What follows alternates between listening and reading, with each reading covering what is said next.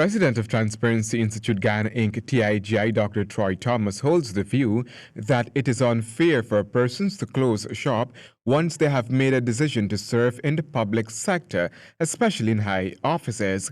However, he's cognizant that being in a position of influence in the public sector can bring to bear undue influence.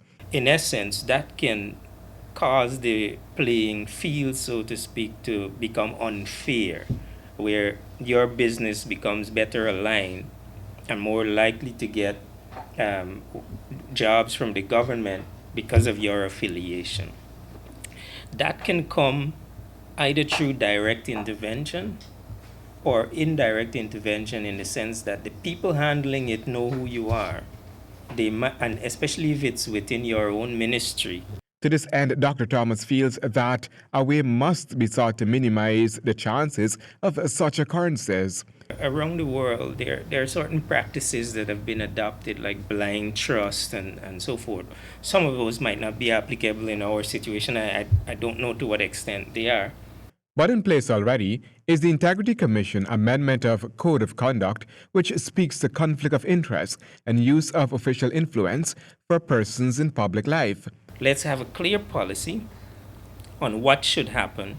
So as soon as somebody thinks they would have noticed something, they have somewhere they can go and check to see what was happening, what had happened. And if they didn't check this, then they're at fault for not checking it at the moment. It's quite arbitrary and up to the individual. And I'm saying that let us put something in place so that every government official knows these are the steps you need to take to safeguard yourself and to address the conflict of interest situation.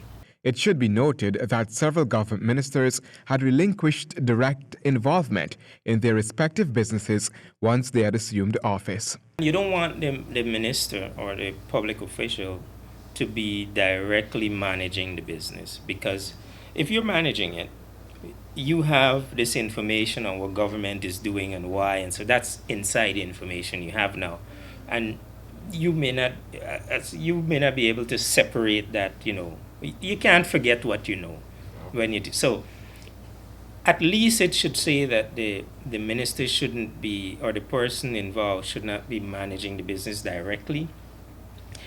And I think this is something we'll have to discuss and agree on some steps. I'm not going to pretend that I know exactly what needs to be done. Handel Duncan, HGP Nightly News.